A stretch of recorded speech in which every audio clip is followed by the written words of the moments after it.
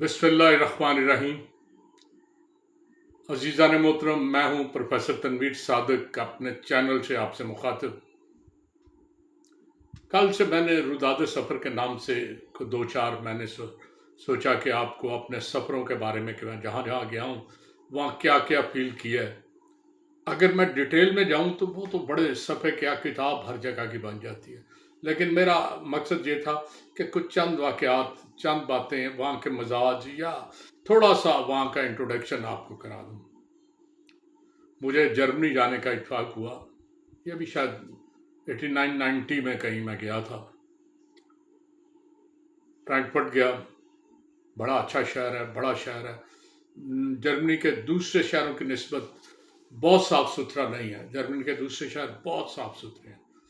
वहाँ मैं स्टेशन से बाहर, शाम का वक्त था, बल्कि थोड़ी सी रात शुरू हो गई थी, तो मैं होटल की तलाश में सामने एक सड़क पर चला, तो मुझे जैसे किसी ने आवाज़ दी है, बड़ी हल्की धीमे से। परेशान मैंने दाएं बाएं देखा, कुछ नज़र नहीं आया। ज़रा आगे गया, फिर ऐसे लगा, फिर लगा, फिर लगा, 5-6 दफ़ा लगा, तो मैं रुक गया। सारी गली में हल्की हल्की रोशनी थी। मैंने दाएं बाएं देखा, उफ, हर दीवार के पीछे या हर साइड में किसी पिलर के पीछे कोई औरत खड़ी थी और वो सैलून पुकार रही थी। मैं बड़ा परेशान हुआ, कहाँ आ गया। मैं तेज़ तेज़ चलता हुआ बाजार से बाहर निकला, तो वहाँ मेले का समय था। जो दुनिया की फाशी और जो कुछ था, नाइट शो वहाँ थे। मैं घबरा के एक बंदे को मैंने कुछ पूछा कि कोई हलाल फूड किस तरफ होगा। उसने मुझे एक तरफ इशारा कर दिया। मुझे किसी ने बताया था कि स्टेशन से निकलते ही दाएं तरफ जो 2-3 गलियां हैं, उनमें से एक में टर्किश रेस्टोरेंट है, और मैं उसी चक्कर में निकला, उस गली में घुसा था। चनाचे मैं उस तरफ तेज़ी से आगे गया, एक इत्फाक से मुसलमान मुझे नज़र आया। उससे मैंने पूछा हलाल फूड, उसने मुझे इशारा किया, तो थोड़ी देर में बहरहाल मैं टर्किश रेस्टोरेंट पहुंच गया और मैंने शुगर किया। लेकिन उसके बाद मुझे पता चला कि यूरोप के किसी बड़े शहर में चले जाए, स्टेशन से बाहर निकलते दाएं बाएं ये गंद आपको ज़रूर मिलेगा। बहरहाल अपना अपना मजाज है, उसमें क्या क्या है। तो फ्रैंकफर्ट के अलावा मैं बोन, क्लोन, डैसलडॉर्फ, बड़े खूबसूरत शहर हैं। रिवर राइन बहता है और रिवर राइन के किनारे पे ये तीनों हर 10 किलोमीटर के बाद मिलेंगे।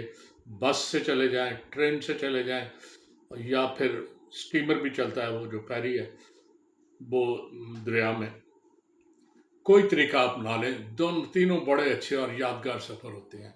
करीबी आहन गांव है, वो बेसिकली क्रॉसिंग, बेल्जियम की क्रॉसिंग है।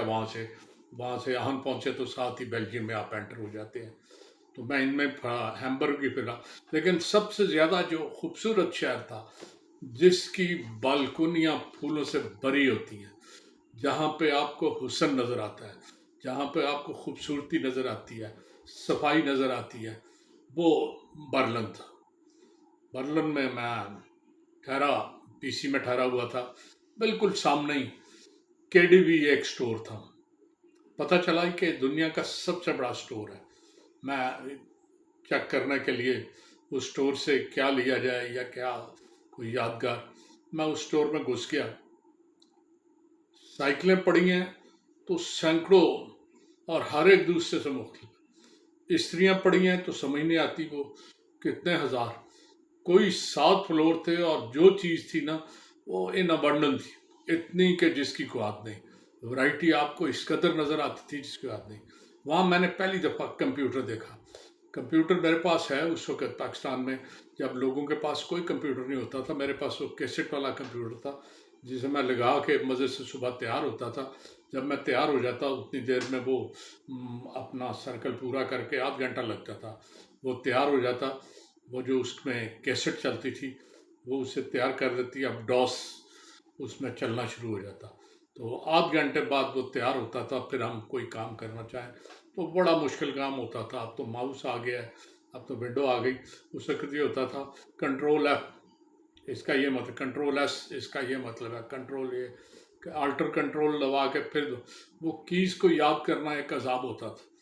तो उस वक़्त 90 की दहाई में पाकिस्तान में कंप्यूटर ना होने के बराबर था।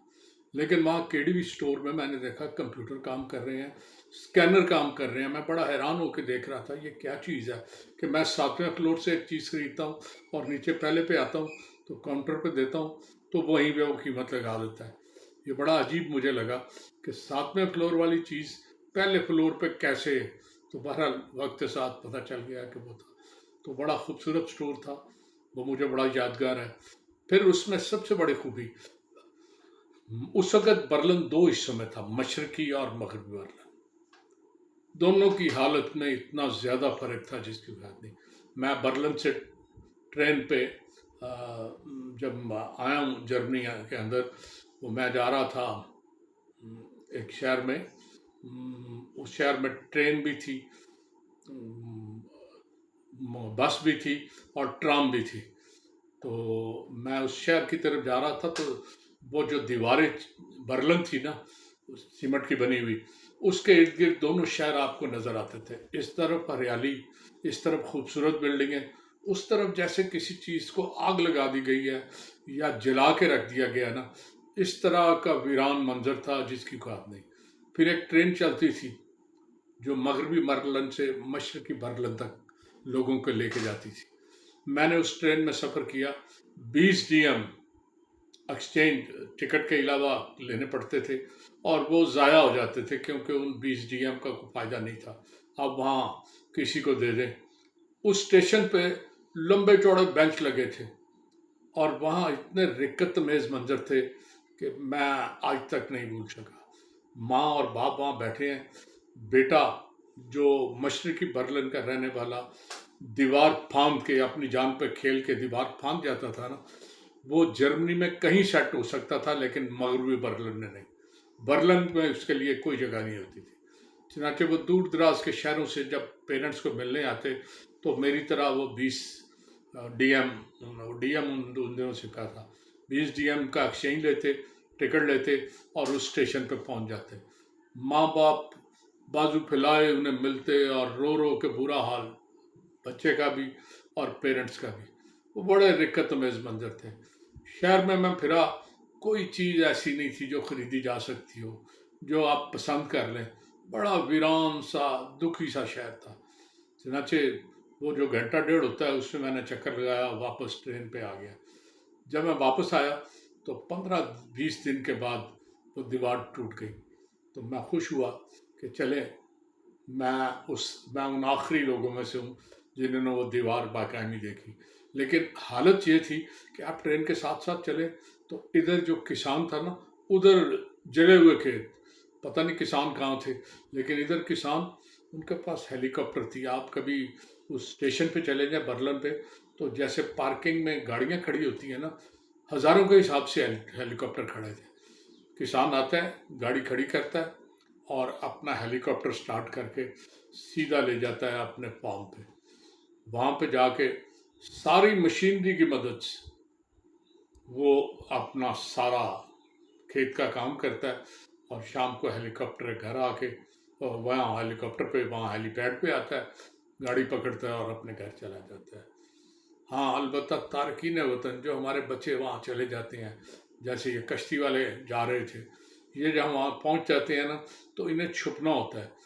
ایسے کسی کسان کے ہتھے چڑھ جاتے ہیں، وہ انہیں اپنے کھیت پہ پھل توڑنے، تھوڑا بہت صحیح کرنے، گوڈی کرنے، اس کام پہ لگا دیتا ہے.